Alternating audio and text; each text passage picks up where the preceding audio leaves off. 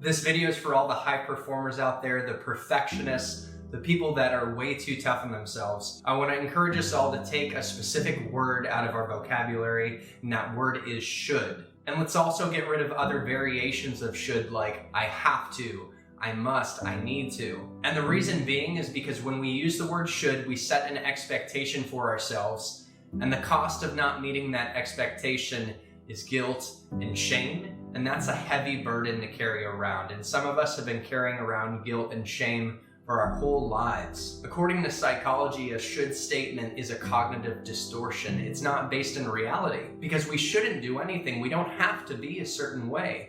Who said that we should or have to or must do or be certain things? It's completely made up. And when we use the word should, it often triggers cycles of anxiety and depression. Why did we start shoulding on ourselves? See what I did there? Dad jokes, I'm full of them. Well, maybe we grew up in a household where we were praised for our successes in academics and athletics, and our parents were disappointed when we didn't do as well. Maybe we had really high expectations placed on our shoulders at an early age, and we internalized those expectations. And so we carried those high expectations with us into adulthood, and yes, they drive us to be more successful, but they also create an unnecessary burden of guilt and shame that's heavy to bear and stresses us out way too much. What if our next stage of growth is giving up that burden, quieting that internal voice, and giving up using should statements and saying we have to be a certain way? What if we considered that even if we got up one day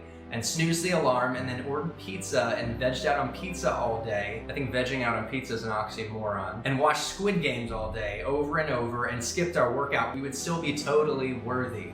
And it's okay, because sometimes we have days like that. Instead of saying I should have done things differently, I should have worked out, we could turn should into could, and I choose. We could say I choose to work out tomorrow. I choose to be more constructive with my time because I have the opportunity to freely do that, and life is a gift, and I want to give it the best that I've got.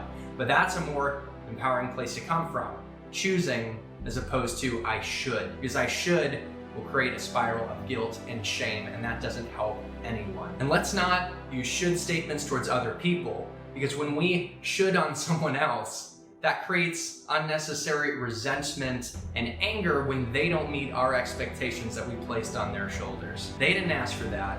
They don't need to carry that burden, and we don't need to carry that burden either. So if anything today in this video, I want to liberate all of us from the weight of should. I want to say that we are all worthy, we are all enough, and we can turn should into could and I choose, as long as we can recognize that life is a gift and we get to freely choose to give it all we got, and we can recognize that some days our best isn't going to be as good as other days because we might be sick or dealing with something emotionally. That's what matters. As long as we consistently aim higher and we give it our best, that's all we can ever ask of ourselves, and that is enough. Guys, I hope you enjoyed this video and found it entertaining and informative, and if you did, click the like button, because the YouTube algorithm will bless me and share this with other people who might need to be encouraged by the message, and it's a win-win. Now, should you subscribe? No, you shouldn't do anything. But if you choose to subscribe because you see value in this channel, and because I'm coming at you every week with tips on how to sell more and live more, then subscribe on, and let's get growing.